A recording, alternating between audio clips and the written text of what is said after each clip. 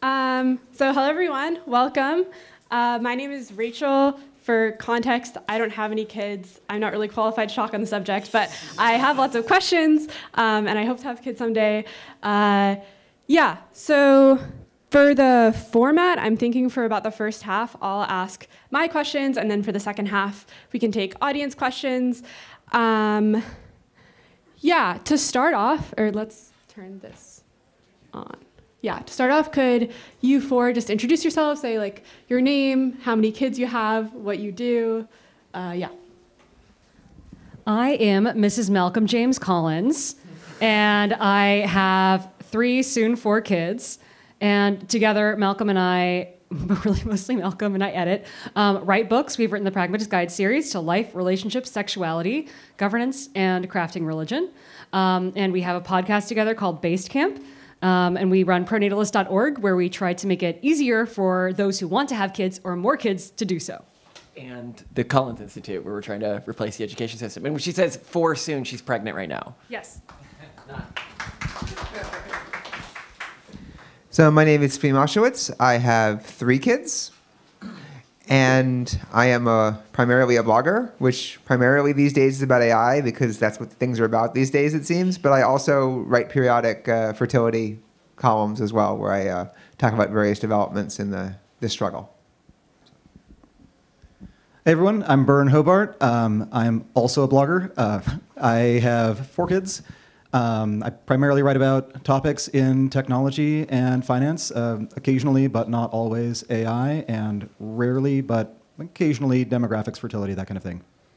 Oh, and I just realized we're supposed to talk about what our blogs do, I guess. We mostly talk about religion, sex, and politics. Okay, great. You guys can keep that mic. So my first question is, do you guys have takes on Bryan Caplan's Selfish Reasons to Have More Kids?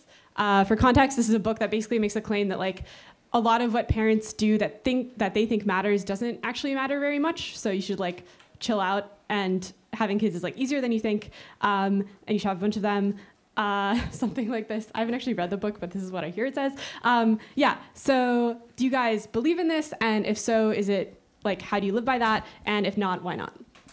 We broadly agree with it, but we also see nature and nurture as basically being on the nature side of the spectrum. You have one of those really old computer switchboards. You've probably like envisioned one with the big knobs and dials and buttons and stuff, the really old computers. And so everyone has their own version of that. And their genes will determine whether certain buttons, like the cancer button or the become an axe murderer knob, are really, really big or really, really small.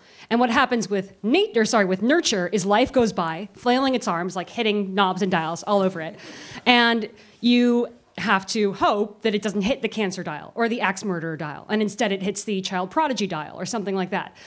So we do agree broadly with Bryan Caplan that like a lot of what we're doing as a parent isn't going to change things because the giant cancer button is so freaking big, it's going to get hit, right? But you can still do things to know your children's risk. Either pre-birth or post-birth, you can see what your children's polygenic risk scores are for various conditions and diseases. You can also kind of tell if a kid has a tendency. And in those cases, we think that interventions do make a really, really big difference in outcomes. So mostly yes, but also kind of no.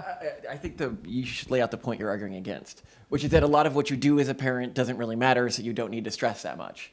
And you were just saying that some stuff matters. You should kind of stress. Yeah, I think I broadly agree with that. Bryan Caplan is very good at finding places where the general consensus opinion is bonkers, and then going far enough to get bonkers somewhere in a different direction. And so you have to pull it back. And so here I think I pull it back about half. So the idea is that, Bryan Caplan says, like, what you do doesn't matter. It'll all work out, all these statistics. And I think that is because the groups that are being looked at, like almost everyone tries really hard in one form or another. And everyone is doing the basics. Everyone, when something's actually at stake, steps up and does what's right for their kids. And what Bryan has noticed is that you don't need to obsess the way that the average parent is now shamed for not accessing. And they end up doing that where they devote every minute of the day. And so almost everyone on the margin needs to hear the message, you can relax, the kids will be all right, you've got this covered, you're a good parent. Like, you need to de-stress, you need to be happy, and that'll help your kids too, rather than the other way around. And so I try to live by that as much as possible. It's hard every day, though, because there's this constant pressure. So I did find Selfish Reasons to Have More Kids very inspiring, interesting. I didn't really need to read it. I was reading it when I think my second born puked on the book slightly, so it's kind of already going to happen. But so I think on the point of, there's this genetic, or at least hard to affect component, and then there's the nurture component where it's hard to find significant effects. What I suspect is true is that the specific expression of nature does change a lot based on nurture, and there are interesting studies on that, looking at things like it seems like a lot of risk tolerance is pretty genetic, but a lot of the way you express that, like, do you play poker, or do you buy stocks, or do you just do unusual, crazy things? Like that has more of a nurture component. I think the other nice thing about Kaplan is, like, he gave smart people a reason to accelerate their childbearing plans, and since peer pressure applies to all of us, he's probably had this meaningful fertility impact, like, in this cohort. So I think there's an argument to be made that it's one of the more important books published in recent history, specifically because it has that first order effect of the people who read it have more kids, and then the second order effect of their friends feel like, if you had a kid because you read a book that cites a lot of studies, it's it's clearly not like a mistake. It's clearly something that you did as like an intelligence signal in a way, or at least it does end up signaling intelligence. So I think it was a very pro-social thing, and more people should write Kaplan-esque books, and I'm glad Kaplan keeps doing that. Just to tie it up here, I think broadly, great thinker. We agree with most of what he writes.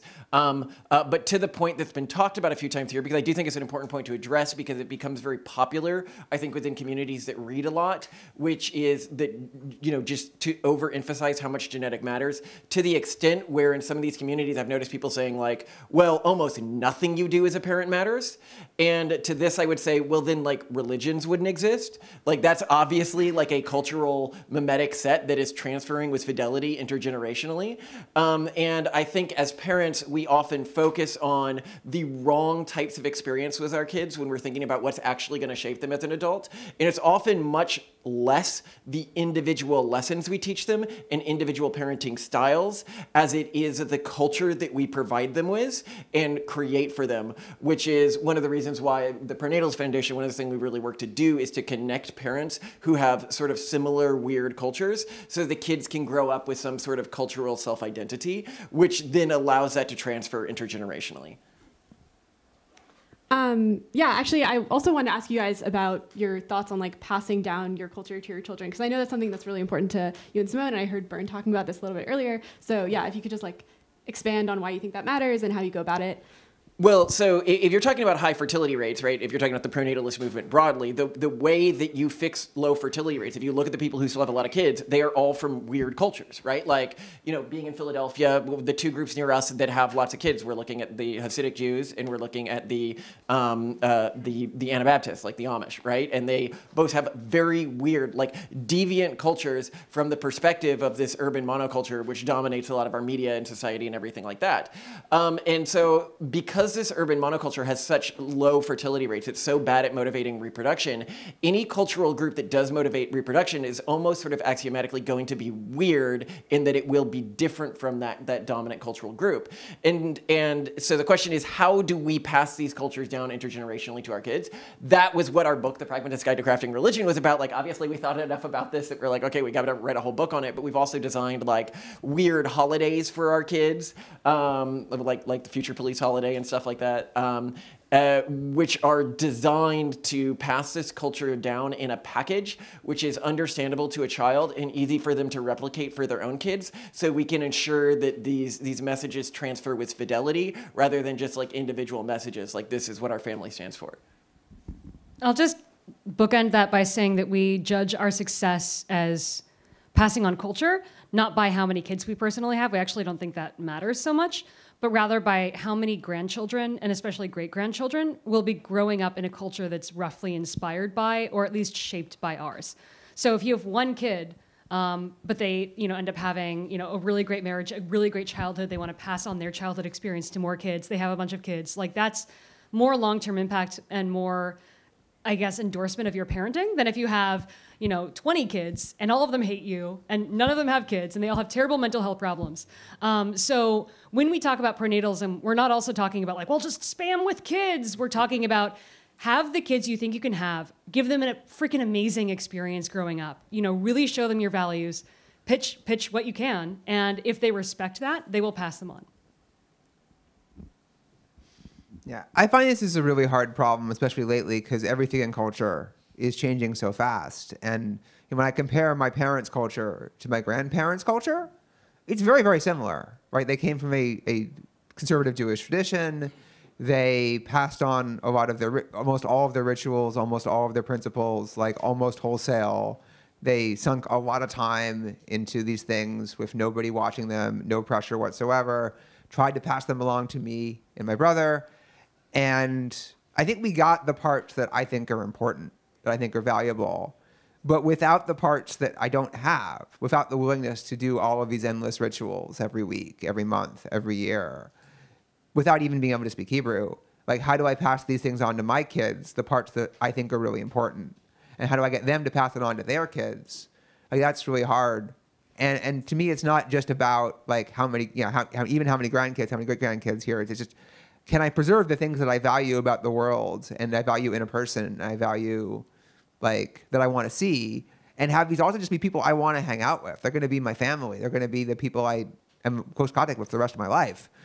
And so are their kids they raise. And so I try to do it by living by example. I try to do it by explaining things in our terms, by just living that way, and by trying to preserve at least some of the rituals. But I know that I'm just vastly under investing in that compared to like what everybody in the past used to do, the same way that we're over investing in some other things that I think are valued a lot less. And I don't really know what to do about that. And I think it's a big problem. Yeah, so I think there are a couple things here.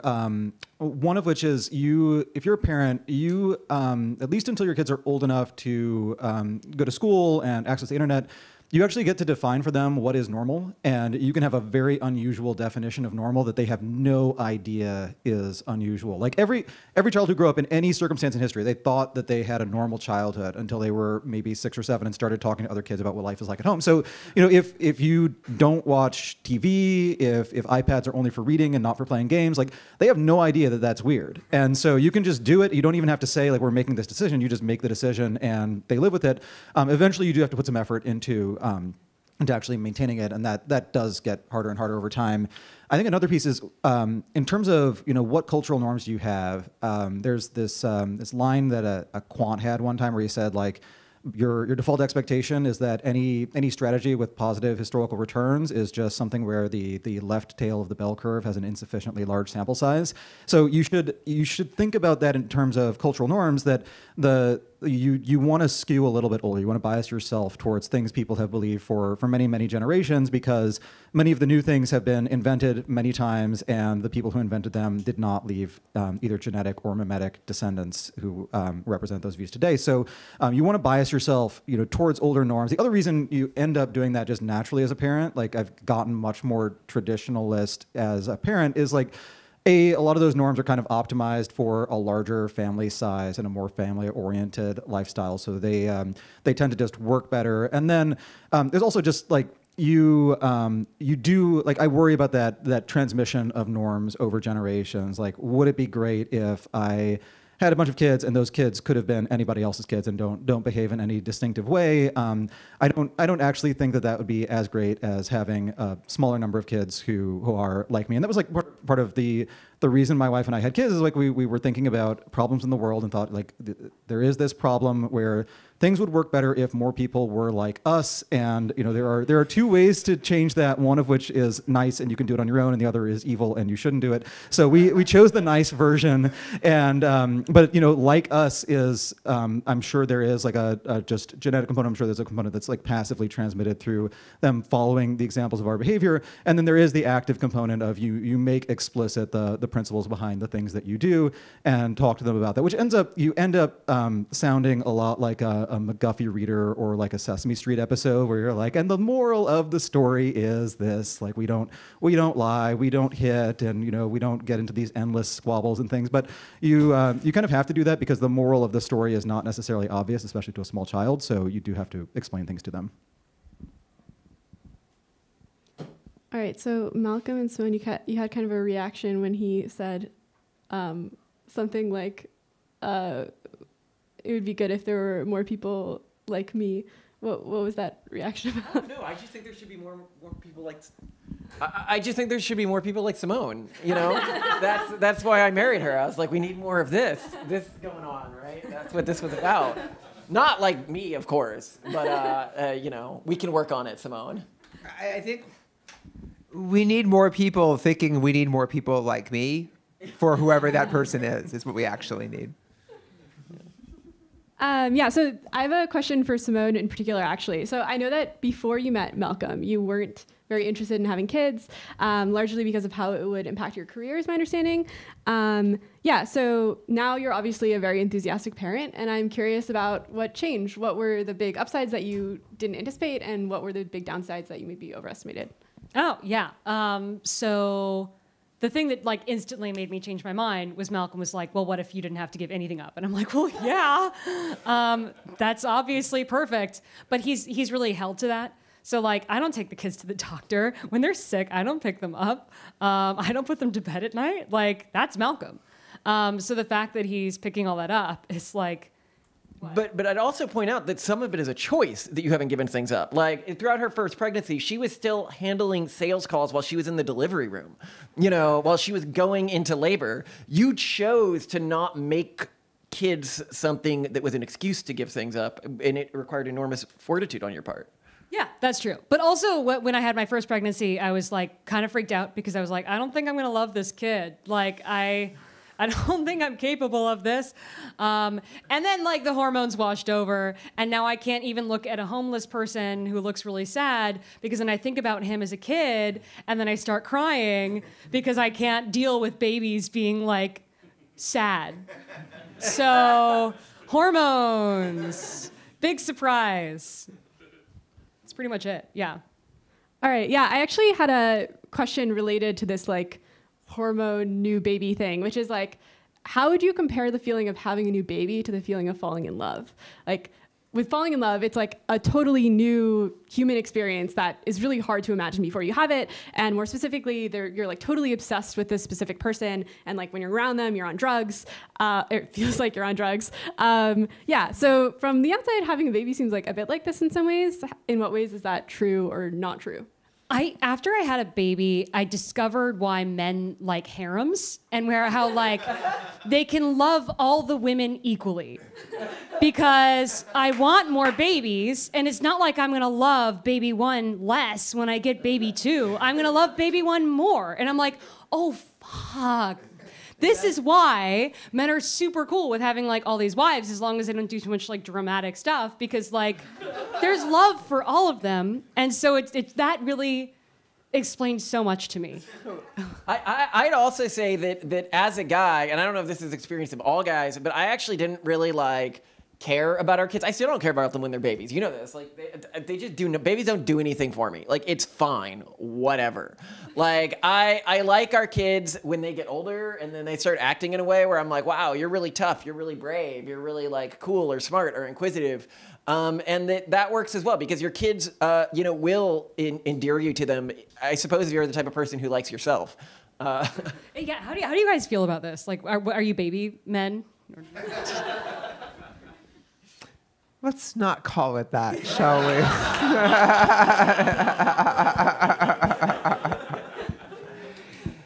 I would say I'm very much, I look at them and I see the potential, right? Like I'm looking at my kid and it's like, I see the incremental progress. I see the light beginning to turn on. I see them figuring something out and I see what it's progressing towards, right? And that's really exciting to me. And also, God, they are so goddamn cute. Like, let's not pretend that they're not ungodly cute, like all of them, but especially your own for whatever reason. But yeah, no, it's always been very much I look forward to what's going to happen. I think about like how this is leading to something else in the future, and that keeps me going. It keeps it going. Whereas like my experience of falling in love was, oh, this is so amazing right now. Like this is the best moment of my life right now, and like it's like, you know, this will fade a little bit. Whereas with the kids, it's all like tomorrow's gonna be better, right? Like, and so like you have this sort of slow, you see it coming every step of the way, and it's just kind of brings a smile to you all the whole way through. So if you're comparing it to like a different stage of a romantic relationship, I wouldn't compare it to like the early stage when you're head over heels, you can't stop thinking about this person. I would actually compare it to the stage when you are no longer, you're not completely obsessed with this person. Like you can return to your normal life and you love them very much. And sometimes they have a problem and you realize this is actually my problem now because it's something bad happening to someone I love. Like that's how I feel about the newborn right now. Like I'm not, you know, just thrilled when he starts crying and screaming and things, but I also really, really love him and want to make sure that he is okay and taken care of. So it is a different stage, and I do agree they're a lot more fun as they get older. A really cool thing about kids is they're accidental observational comedians. They care about the same things you do, and they basically make fun of you accidentally by copying things you do. So at one point, one of our kids, she somehow heard my wife say "ope," like the Midwestern just exclamation, and she just got fixated on it. So she would just wander around the house like opening a door and going "ope," and like announcing things like "ope, we're having breakfast. Oh, there's the dog." And my 4-year-old son, he has my tendency to just mutter quietly while working on or thinking about things. So he'll be sitting there with his Legos and just like, you gotta put this piece here, you gotta move this piece here, the aliens are coming. And it's great. Like it's things you don't know about yourself, and also things your spouse does not know about themselves. The child will do this thing, and your spouse will ask you, how did our child get this habit? Like why do they do this thing? And you will just look at them and say, I know why. And now it's your turn. Okay, so this next question is pretty, I don't know, self-serving, useful for me. So I have a when will I have my first child manifold market? And Byrne commented on this, and here's a quote from his comment. Once you're convinced it's a good idea to have a child at some point, your bias should almost always be towards sooner rather than later. There are plenty of valid seeming reasons to delay, e.g., I'm not ready, I can't afford it. But people alive today in Western countries are, in almost all respects, better prepared than 99% of their ancestors for having kids. ... In conclusion, have kids early and often. So first, do other people agree with this? I strongly agree with it, modulo the whole finding another person. That is the one thing you have to actually think about. Like you would much better, like in a year, have it with a good partner that is committed to the process and that can like do this with you than like go at it alone right now, if those are the choices. But biologically speaking, like there are so many benefits to starting early. Like you have more energy, like the genetics just work better, like your body works better, you're more likely to have the kid be healthy, and then like you have so much more time if things don't work out. Like people forget that like when you choose to have a kid, you don't just magically have a kid. Like there are so many miscarriages, there are so many attempts that don't work out. Like you can't just assume it'll all fall into place, and life happens. Sometimes there's another, who knows what emergency will happen to you. So I would say, yeah, once you know you want to do it, you should go do it, and then that gives you much more flexibility in all these other ways. Freeze embryos first. I'm going to keep hammering on this. It makes such a big difference. And then you have optionality. You can actually wait with fewer complications. At least you know you have healthy embryos. Not embryos. eggs, not Yeah, but no, you have your partner, so it's perfect. Okay. Sorry. Did you have? Okay. Next part of this. Why don't if this is a good idea, why don't you guys think that people do it more often? Like, I'm 21, and I plan to have kids sometime in the next 2-3 years, something like that. And this would put me in a very weird demographic. Like, I don't know any other quote unquote elite women who have kids that young. And why is that? Like, if we treat this like a Chesterton's fence, so why don't people it's do not this? that I think for a lot of people that they don't want to have kids. It's that society tells them to treat it like a hobby instead of buying food or securing a source of income. And it's not a hobby. Finding a partner, having kids, if you're actually going to do it, it's not something that you should just be like, oh, I'm gonna let this happen naturally. When it happens, it happens. Like, then it's not gonna happen, right?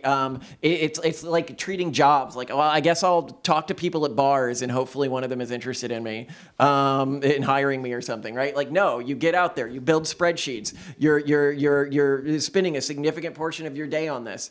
That's the way, and when you relate to finding partners and kids in that way, you can sustainably have kids. But so long as it's a hobby for you, I do think that it will be really hard, and I think society tells people to treat it that way. So I think that that's a big problem there. When I was 13 years old, I met for the first time a young woman who wanted to be a mother and have kids young. That was like, and it was in another country, and she was like some Christian girl from the Midwest or something. And I was like, my mind was blown. I was like, are you okay? Like, I really thought there was something wrong. And I think that's indicative of what society is like now. It's considered irresponsible, or almost like maybe you're in a cult or you're super religious if you have kids super young, especially as a woman. And I just think that's pretty messed up from a societal standpoint. Even after I was super stoked about having kids, I was like, well, of course we're going to wait until I'm like, 35 or something. Because I just thought that's what people did. Because it is what people did, especially in the Bay Area. So I think it's just normative right now. But that's a very toxic normative way of doing it. And 36 is the geriatric pregnancy, right? That's the cutoff age? I think so. So keep in mind, medically speaking, if you're having a kid after 36, that is considered geriatric. So if that's like your plan range of when you're planning to start having kids, you're going to run into a lot of issues. Yeah, I mean, we've postponed all forms of adulthood in so many ways. We've layered years and years of schooling, years and years of training. We've told people to go find themselves. We've compounded that with, like, even then there's all these career tracks that we're telling people they have to lay all this groundwork, and like, oh my God, what would happen if you were 23 and then you like took some time off to like have a child? What would you do? And the actual answer is you would be completely fine. You just say that's what you did, and it's, everyone actually pretty much understands. But people don't believe that in their heads. And we've also told people that, like, marriage, children, relationships, these things are crowning achievements. Like, first you win at life. First, you be all you can be, you realize yourself, and then now you're qualified to do the thing that everyone used to do when they were 17 years old. With nothing, right? Like with literal nothing. And otherwise, not so much. And you don't have to do it that way, right? You do have this other option, and it turns out it's fine, but we've reached a societal consensus that we're going to pretend it's not fine. So I think, in fairness to people who do defer having kids, like the opportunity cost is high. There are a lot of other things you can do with your time, but I do think that one thing people underestimate is just the ravages of aging, even like aging from your 20s to your 30s. There are things that are harder to do, and they actually like weirdly fit. Like it's harder to party really hard, and also harder to be a parent, because both of them involve things like, can you be up at 2 a.m? Can you be cleaning vomit off the floor at 2 a.m? Can you handle really belligerent people who are being totally unreasonable to you at odd times? Like you need the same skill set to have a really fun but somewhat regrettable youth that you do to have kids early. So I do think you should have that bias towards having kids early when it's just physically easier for everyone. It does take time, but like I don't know, I would say like the big category of time that you can sacrifice is things like video games. You're not going to have enough time to play them, but you will have better things to do. You'll probably sleep less when you have kids, but that's okay. You can handle a little bit less sleep. But there is an upside that I didn't realize. So my wife and I, we had our first kid. I think she was like 29 when she got pregnant, and she joined some online group. We lived in New York, so she joined some online group that was for new parents in Manhattan. And so it felt like it was almost like a teen pregnancy, and everyone was just like ludicrously ahead of us in terms of net worth, career success, and things. But they were also just complaining a lot more about the day-to-day of having kids. And we had fewer complaints about that, and we're not at that career stature. But then the thing that I started to realize at work was older people at work took me more seriously, because I was in fact I was a more serious person at that point. If I if I were late to work for kid-related reasons, that was actually understood as something totally fine and acceptable and a sign that I was a conscientious, normal adult. And you will take life more seriously when you have kids. You take everything more seriously when you have kids. And I think that is actually an upgrade. Like it is a marker of adulthood to be able to be given these significant responsibilities where people will not know if you messed up, but you will know if you did less than you could have. So that it's hard to get that without opting into it somehow. And the kids are not the only way to opt into it. There are plenty of projects you can do in academic terms or career terms that have that same weight of responsibility. But having kids is an option for that is available to a lot more people, and is, I think, just it has much higher odds of ending up being a very gratifying decision, whereas a lot of the other things that you can do where you have this weight of responsibility and only you will know if you tried as hard as you could, the odds of failure are still really high, even though maybe impact is higher. On the other hand, for any of those projects that have high impact, they only existed because someone chose to have kids. So you get the second order effect. And if you have a sufficiently high personal fertility rate, I think the cutoff is like 5 kids, then you're likely to have ancestors indefinitely. So depending on your personal discount rate, you actually get to take credit for an arbitrary amount of future human accomplishment as long as you hit the 5, I think it's actually like 5.2 kids. So it's tough. But if given a high enough fertility rate and given if you raise them in kind of idiosyncratic and therefore high variance ways, yeah, you do get to take hypothetical credit and live vicariously in this future where you know your kids started the first Mars colony or something, even if you personally don't make it long enough to see that. All right, I'm gonna ask one more of my questions before we get into audience questions. Yeah, so a lot of us at this conference are of the mind that the world is about to change really rapidly, possibly because of AI. And that by the time babies born now grow up, the world could look totally different. Like we could be in a technical utopia or dystopia. We could be in space. We could be uploaded. We could all be dead. So yeah, do you guys think that this is true? And how does this view of the future change how you think about having kids? And how does having kids change how you think about the future? We are at an inflection point in society in so many ways. When we look at the genetic effects on things like sociological profiles that we're already seeing, massive changes in human populations. One of the things we argue for in our book, and a lot of other people have argued for, we're probably, if current trends hold, if you look at polygenic scores, right, looking at a standard deviation decline in IQ in developed countries over the next 75 years. So human sociological profiles can change really quickly at the genetic level when there are very strong pressures. AI and virtual reality and the world that we are about to enter is going to magnify those pressures so many fold on our kids and our generation as we get older. When our kids are choosing between marrying, a real human who has problems and can disagree with them, or marrying an AI simulated human that is perfect in every way, and then giving them AI simulated kids, no longer can you just be like, oh yeah, I think that's going to cut out a huge portion of the population that today would have had kids, like AI dating in a world in which dating markets are already broken. So I think one of the big effects that people don't talk about from the advancement of all of this technology is the humans that exist on the other end of it are going to be very genetically and sociologically different from the humans that exist today, and potentially speciated to some extent, where you might find humans that got through this particular crucible our species is entering through different sociological or cultural strategies, which could lead them to be very different. And that's something that we as a species just really haven't dealt with ever, unless you're talking about proto-humans and early, events that happened in our species history. So that's one thing. Another thing is AI is definitely going to transform everything, I think, in a big way. And I think that you can culturally build your kids to align with those things or try to predict those things and work with those things. The cool thing about this is it means that many of the old social technologies that are effective at maintaining high fertility rates right now, they do that by disengaging with technology or causing people to act in a way that leads them to be less economically wealthy. Those are the 2 #1 successful cultural strategies for high childbirth right now. But what what that means is that those groups aren't necessarily going to be economically or politically or socially relevant in terms of the future of our species, even if they are very, very high fertility. And so if you are a technophilic yet still high fertility family in the age of AI, the impact that you as an individual can have on the future is genuinely astounding, because your kids and your family is going to be competing with so few other people. Like, we're talking like tens of thousands of other people, like a generation down the line.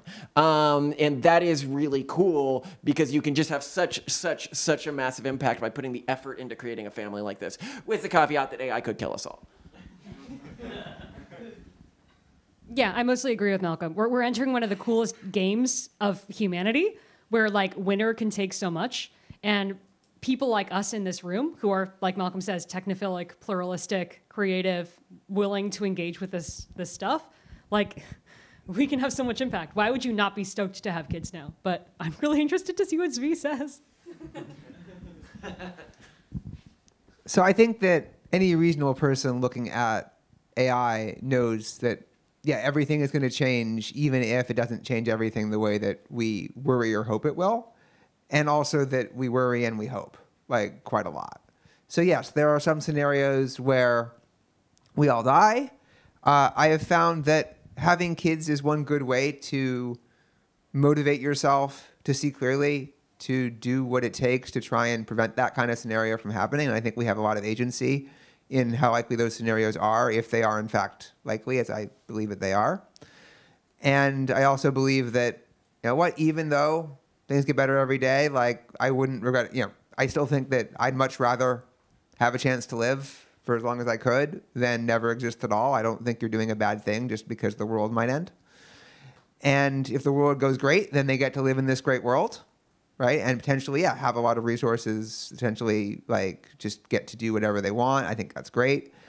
But I also think we should consider the possibility that there are worlds where, like I said, like, everything changes, but also the more things change, the more they stay the same. Everything changes the way that, like, you know, if you compare it to 100 years ago from now, or 200 years ago from now, everything has changed.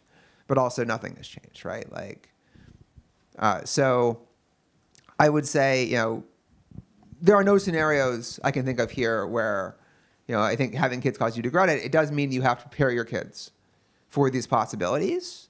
It means that you can't just give them a standard life script and a generic life path from the past and expect them to succeed. You have to make sure they understand that's not going to happen, right? Like, or else you're setting them up for a very rude awakening. So you're Sarah Connor from, like, the Terminator shows. That's the way you're raising your kids for all the skills for the AI apocalypse. I'm not quite there yet. If I see time-traveling robots show up, we might make some changes. But so far, so good. We're seeing a lot of UFOs these days. They're not real.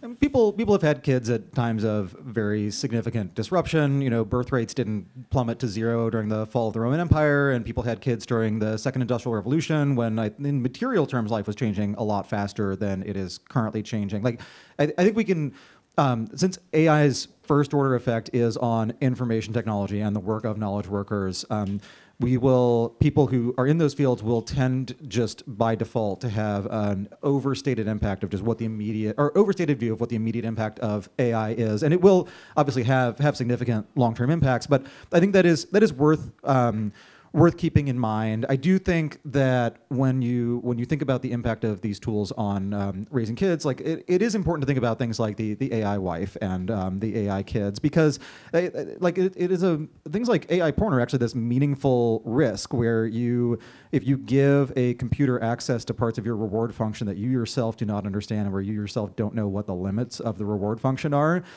it's sort of like inviting an AI crack dealer into your home and saying, like, you know, keep trying to sell me crack, and if I don't like it, find a different way to suggest it to me, and, like, wait until the right opportunity. Like, you should actually, you know, consider the respects in which you will want your kids to be Amish given the direction of technology, and impose the Amish norms now rather than later. This is also another reason community actually helps a lot, and having kind of ideologically aligned other parents who you know. That's also just nice, and this is something that I think is to throw back to the opportunity cost piece. One significant reduction in opportunity cost for kids is having knowing other parents of a similar age who you are friends with. So I have a group of parent friends where once a month the guys and all of the kids go to one house, and the women and the moms and a lot of wine and margaritas go to a different house, and everyone has a good time. Like the kids reach actually this critical mass. There's this phase change where they are actually so engaged in just entertaining and hitting and then forgiving each other that they stop crying and get distracted by the time you get to them. So you can just ignore them for hours and hours and talk about other things. Whereas you can't actually do that with a smaller number of kids that are in your home. They know to come to you, and there aren't as many distractions. So that was a sidebar, but definitely find like-minded families if you can, and hang out with them on a regular basis. But going back to the question of having kids at these times of great change, like other people have done it, it's fine. We're all descended from people who made the decision to have kids at times of great change, and I don't think it makes that big a difference morally that there is this probability of really bad outcomes. There's this probability of really, really good outcomes, because most of us have very, very, very few of us are thinking of the decision of, do I have kids or do I avert the AI apocalypse? Like how do I spend the next couple years of my life knowing that I'm definitely going to be able to accomplish one of those two goals? Like you might be able to say, I can nudge one of these goals in one direction or another. I can nudge us toward AI utopia, but the confidence interval should be a lot narrower on, yes, I can have kids, and yes, I'm capable of raising them, and if I raise them, they will probably be pretty similar to me, and the world will have more available human hours, human IQ hours that can be devoted to whatever the pressing problems are 20 or 30 years in the future. I would also note that if there is a manifold prediction market for an entirely genetically driven IQ drop of 15 points in 75 years, I'm happy to buy a lot of no at 50. We'll see. We shall see. We can make a market after this if there isn't one already. Okay, audience questions. Carson, I will... I can just speak. Okay, sure. General question to the group. What do you think about co-parenting arrangements where there are multiple parents living in a house and raising their children together, hopefully scaling and taking advantage of scale in child rearing?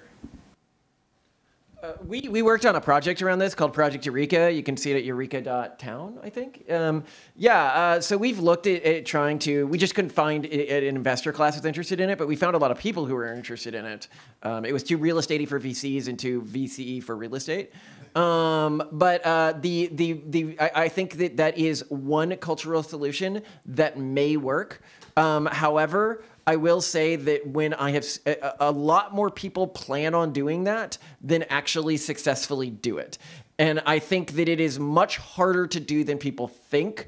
And that if you are waiting to have kids until you have done that, you will never have kids. It reminds me of the women who are like, well, I'm just going to join a group of other women and we're going to have kids and support each other, but not, have husbands, because I haven't been able to find a guy who I, want to. And I hear this so often. I can think of like 0 actual instances in my life where it has sustainably worked out for more than like 2 years. So there's a lot of these ideas that sound conceptually like they'd work, but for whatever reason are just really hard to implement in practice. Yeah, I would double down on basically all of that. It's a great idea in theory with exactly the right people in exactly the right circumstances. When the timing works out, it can be wonderful, but you're aiming for something that is extremely logistically difficult, has a lot of moving parts, a lot of easy ways to fail. What I think you want is to have that other couple across the street, right? Like ideally on the same floor of your apartment building or in the next house. And I think that is your goal. It's realistic. Your fallback is normal world. So like if you fail, it doesn't like wreck all your plans.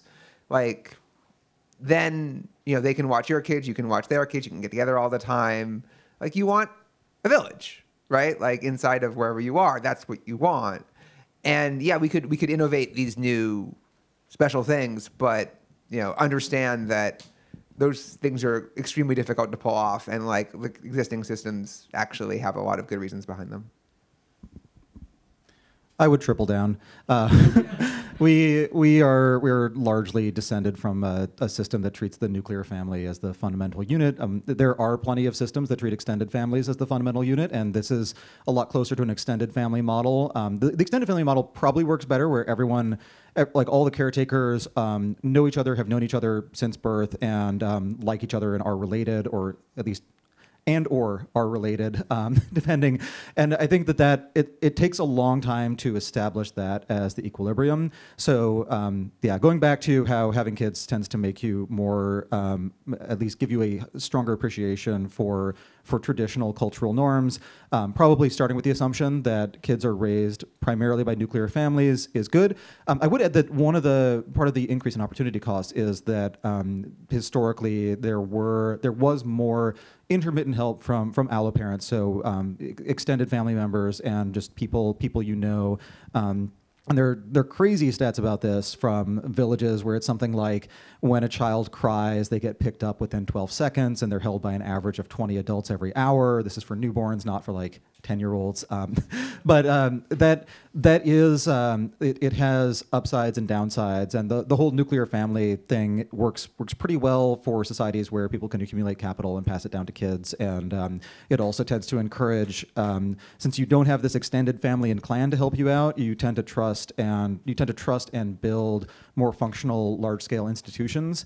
So sadly, I do have to take the Western hyper-capitalist view that a daycare will probably work better.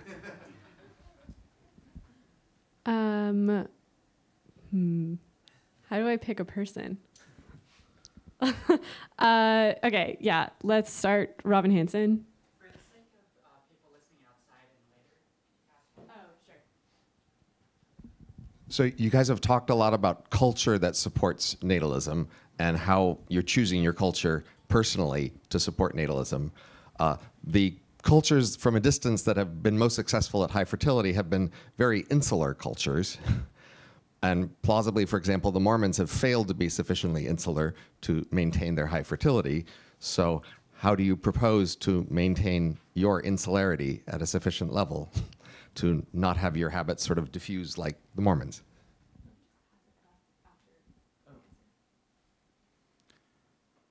I think if you have a culture where membership is partly determined by reading and being familiar with the sequences, or like generally being familiar with written material that is not necessarily accessible to the average person, like it ends up creating some insularity by default.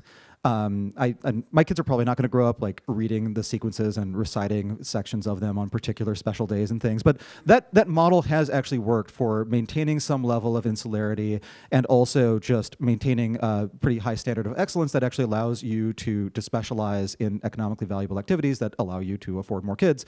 So there's some level of insularity that gets maintained like that. I think the choice of being hyper pro technology in some cases and then treating it as just anathema in other cases also really separates you. So it's kind of, it's hard if you are, for example, a no YouTube whatsoever household, it's hard for your kids to go over to someone's house where that person is playing on YouTube. So you've created some insularity right there.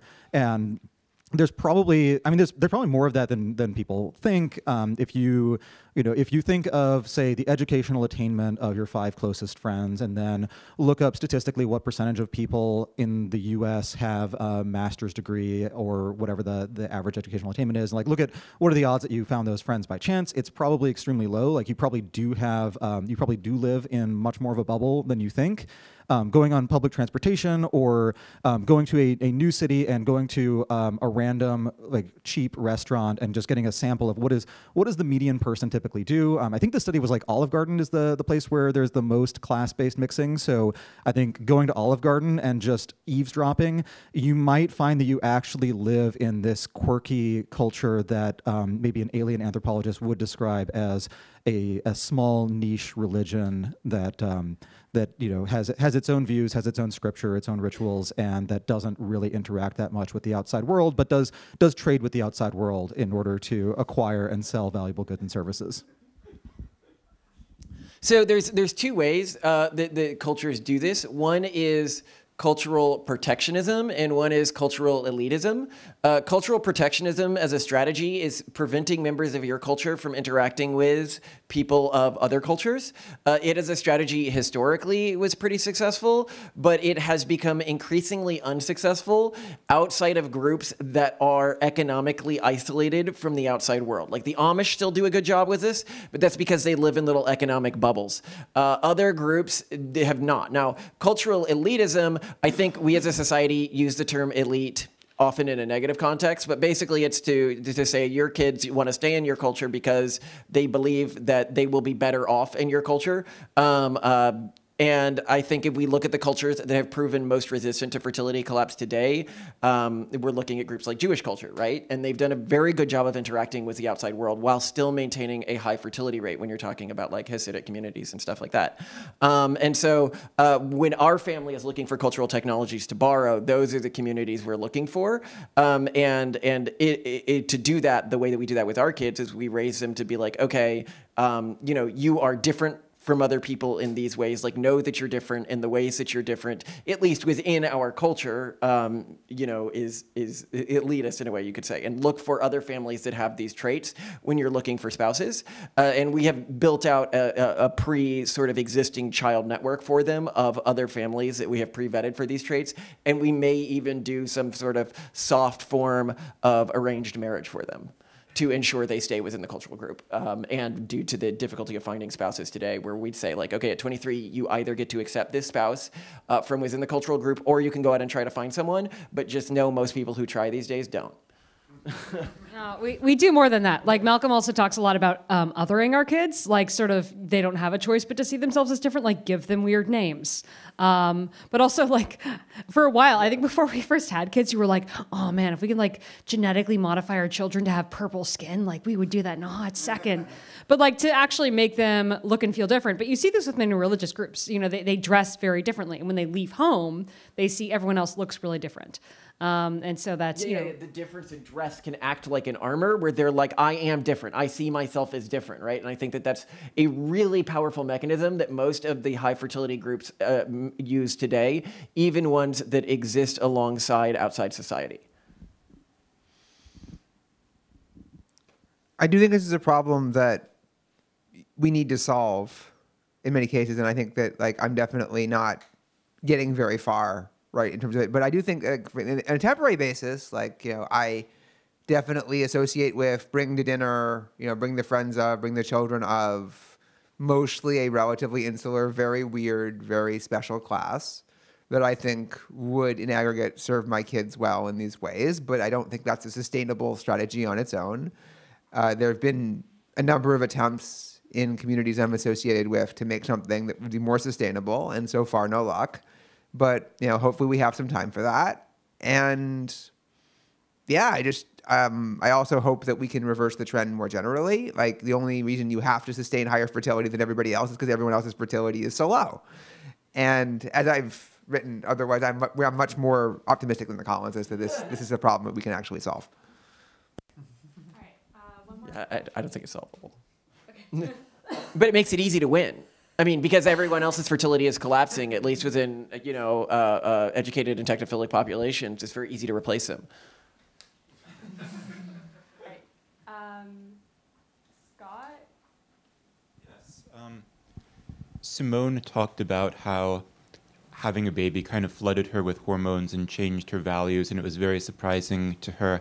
I'm curious what the male members of the panel think. Did you also have that experience? Not at all. Nope. Not especially. Wait, I just want to say there's a reason why Bronze Age pervert spells it WHOREMOANS.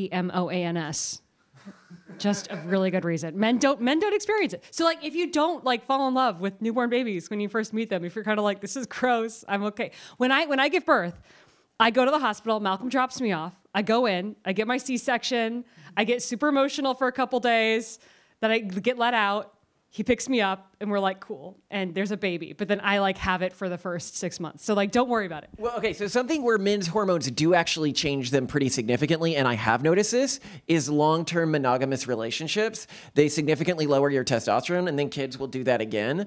But they change your behavior and desire patterns in very different ways than I think you expect, because it's not in ways tied to kids. It's like, instead of surfing porn sites, you catch yourself surfing real estate sites instead, and like looking at property and being like, ooh, this looks defendable. Or like, or you know, you're like, oh, I actually like doing manual labor around the house and growing like fruits and stuff, and like this is weird.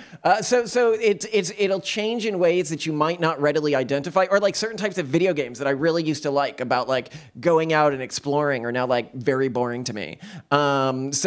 It changes you, just not in ways that I think you assign to your kids, because it's not like a flush of things. It's just like, oh, this thing that I used to gain a lot of happiness for, like I'm pushing the button and I'm not getting the happiness anymore. I guess I'll go out and do manual labor or something. Yeah, so I think with the hormone like preference changes, those can be invisible because you don't notice your preferences changing. You just have different preferences and you still pursue the things you prefer. So it's entirely possible that all of us are just completely misreading our own internal hormone levels. But it is probably true that if you want to maintain some sort of continuity with your previous personality, you should step up the weight training when like ahead of the first birth. I would also note on that, definitely do kettlebell swings, because kettlebell swings are actually this amazing functional exercise for having a small child, because you learn how to use leverage and how to lift a small but heavy, dense object up. You learn how to maintain balance. You don't want to be throwing out your back because you haven't been doing your kettlebell. So definitely get a kettlebell and swing it a lot ahead of the birth. You can thank me later. All right, I think we're out of time, but for people who still had questions, hopefully you can find our panelists after. Yeah, thanks so much for doing this. I had a lot of fun.